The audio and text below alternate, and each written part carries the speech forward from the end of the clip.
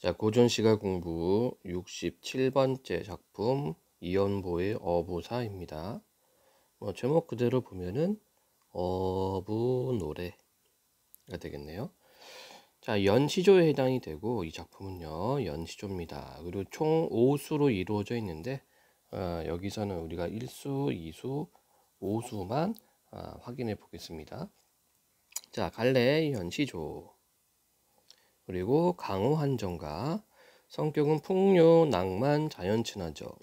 제재는 어부의 생활. 주제, 자연을 버타는 풍요적인 생활, 자연에 은거하는 어부의 생활. 특징, 상투적인 표현을 사용하여. 자, 이때 상투적이다, 상투적 표현 이렇게 얘기를 하죠. 그러니까 이제 많이 쓰는 표현이란 뜻입니다. 많이 쓰는 표현들 이걸 사용해서 정경 묘사가 추상적이고 관념적이다. 자, 이 정경 묘사가 추상적이고 관념적이라는 것은 뭐냐면 이 풍경에 대해서, 이 주변 경치에 대해서 세세하고 자세한 묘사는 안 한다는 얘기입니다. 그러니까 실제 눈으로 보고서 묘사하는 것이 아니라 그냥 머릿속에 떠오르는 자연의 이미지를 이렇게 묘사했다는 얘기예요.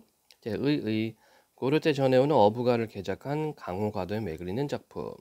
윤선도의 어부사에 영향을 주었다. 자, 강호가도 이게 뭐였습니까? 자연 속에서 도를 노래한다. 그럼 이때 도는 뭐냐면은 임금이죠, 임금. 그래서 강호가도라고 하면은 자연이 있고 자연 풍류가 있고요.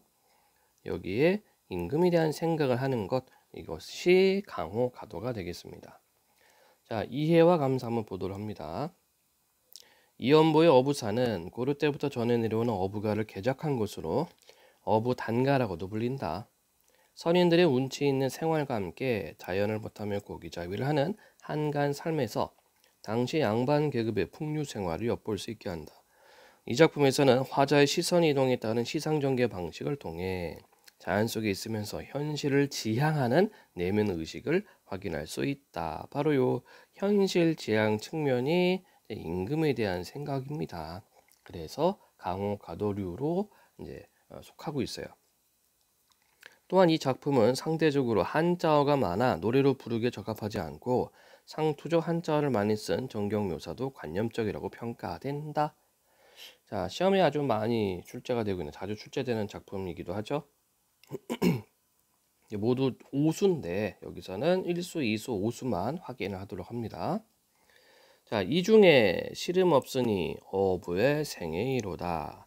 이 중에 이 가운데에 시름, 근심 걱정 시름이 되겠죠. 시름 없으니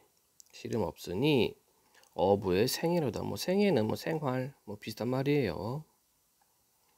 일렵 편주를 만경파에 띄워두고 일렵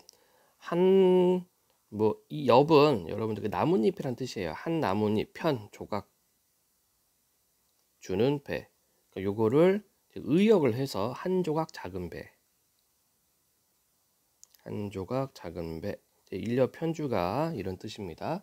요런 단어들은 되게 자주 나와요, 여러분들. 고전 소설, 고전 시가 자주 나오니까 이런 단어들을 가져가시길 바랍니다. 일렵 편주를 만경파에 띄워두고, 만경파 역시 자주 나오는 단어들. 만경, 만, 드넓게 펼쳐진 물결, 드넓게 펼쳐진 파, 물결. 만경파에 띄워두고, 자, 한 조각 작은 배를 넓게 펼쳐진 물결에 띄워두고, 인세를 다 잊었겠니 날 가는 줄 알까? 인세, 인간 세상이 되겠습니다. 인간 세상을 다 잊었거니 날 가는 줄을 알까? 모른다라는 얘기죠. 서리법 들어가 있습니다. 이때 날은 날짜 가는 줄을 알까? 이렇게 되겠네요. 자, 이렇게 놓고 보니까 어부의 생애하고 인간 세상하고 대비를 이루고 있습니다. 대비. 그래서 1수에서 나타나고 있는 내용은 바로 어떤 자연 친화 그리고 풍류가 나타나 있죠. 제2수입니다. 9번은 천심녹수, 돌아보니 만첩청산. 여기 이제 대구법도 쓰여 있네요. 대꾸법은 콩 심은 데 콩 나고 팥 심은 데 팥 난다 이런 거죠. 자, 9번은 굽어보니 천심녹수 아주 깊은 천심 숫자 천과 뭐 깊다는 의미인데 그냥 아주 깊은 의역을 하겠습니다. 아주 깊은 녹수 푸른 물 돌아보니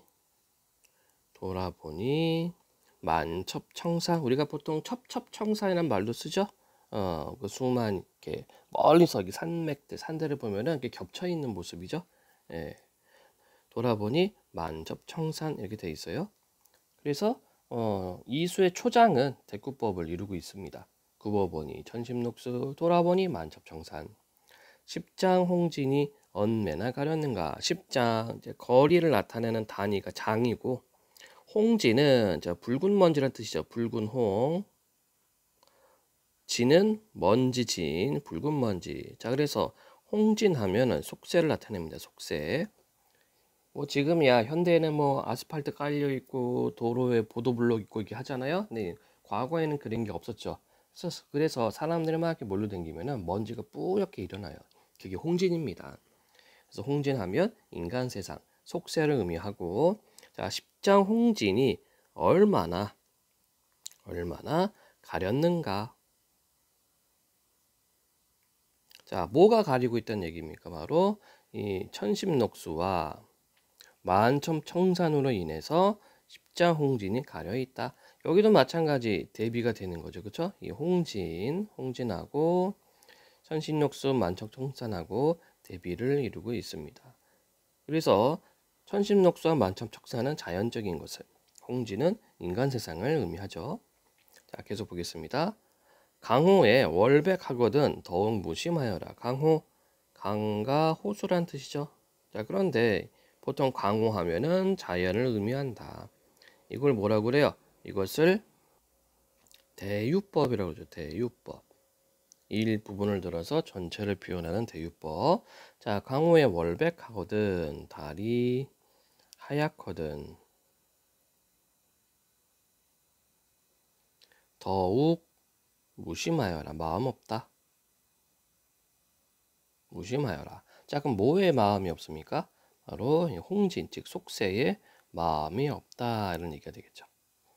자, 다시 보면 9번이 천심녹수 돌아보니 만첨청산 십장 홍지 멀리 떨어진 속세가 얼마나 가렸는가. 강호의 달이 하얗거든 더욱 무심하다 이렇게 표현하고 있어요. 그래서 이 자연 속에서 인간 세상을 잊은 모습이죠. 인간 세상을 잊음. 자, 이건 오수입니다. 자, 3수와 4수는 이제 생략을 했어요. 오수. 장안을 돌아보니 붓골이 천리로다. 자, 요것도 이 장안이라는 단어도 아주 잘 나오죠. 고전 시각, 고전 소설에 잘 나옵니다. 보통은 이제 수도라고 생각하면 되고, 예, 수도라고 생각하면 되고요. 또는 뭐 대도시 이렇게 생각해도 좋습니다. 큰 도시. 자, 장안을 돌아보니 붓골이 천리로다. 붓골의 의미는 북쪽 궁궐이라는 뜻이에요. 북쪽 궁궐 의미인데 보통 자 이것도 똑같아요. 고전 시가나 고전 소설에서 북골 나오면 이게 뭘 의미하냐면 임금 계신 곳입니다. 임금 계신 곳. 장안을 돌아보니 북골이 천리로다. 자, 거리감 나타나 있고 어주에 누워쓴들 늦은 스치 있으랴. 어주 고기잡이 배에 누워쓴들 늦은 스치 잊은 적이 있으랴. 서리법이죠. 잊지 않았다는 얘기죠. 뭘 잊지 않았습니까? 임금을 잊지 않았습니다. 그래서 이게 강호가도라고 우리가 볼 수 있는 거죠. 자, 위에서 얘기했었습니다. 강호가도로 하는 것은 자연을 노래하면서 임금에 대해 생각하는 것, 임금의 은혜에 감사하는 것, 이게 강호가도인데 그러니까 1수와 2수는 뭐 이렇게 자연과 속세가 대비되는 그런 양상을 보였어요. 그런데 5수에 와서는 고기잡이에 누웠은들 잊은 적이 있을까? 잊지 않았다는 얘기죠. 근데 재밌는 것은 뭐냐면 종장에 가서 중장에서 종장으로 가서 이걸 다시 한번 뒤바꿉니다. 에이 둬라 내 시름 아니다. 재세연이 없으랴. 재세연 뜻 그대로 볼까요? 구제 세상을 구제할 어진 선비가 없을까? 없으랴. 서리법이죠. 그러니까 여기 이렇게 돼요. 초장과 중장에서는 임금 생각이 났습니다. 장안을 돌아보니 붓거리 철르르다 임금 생각이 났어. 고기잡이에 누웠은들 잊은 적이 있을까 하다가 종장에 가서는 에이 두자 내 걱정 아니다. 세상을 구제할 어진 선비가 없을까? 내가 그거 왜 생각해? 에이 두자 이렇게 이야기를 하고 있어요. 자, 요게 이연보의 어부사 또는 어부단가입니다. 자, 전체적으로 다시 한번 살펴보도록 하지요. 이 중에 시름 없으니 어부의 생활이로다. 한 조각 작은 배를 넓은 물결에 띄워두고 인간 세상을 다 잊었거니 날짜 가는 줄 알까? 굽어보니 깊은 푸른 물, 돌아보니 첩첩청산. 십장 홍진이 얼마나 가렸는가? 강호의 달에 하얗거든 더욱 무심하여라. 장안을 돌아보니 붓골이 천리다. 고기잡이 배에 누웠은들 잊은 적이 있을까? 에이 두어라 내 시름 아니다. 세상을 구제할 어진 선비가 없을까? 자, 이렇게 해서 이연보의 어부사 또는 어부단가 설명을 마칩니다.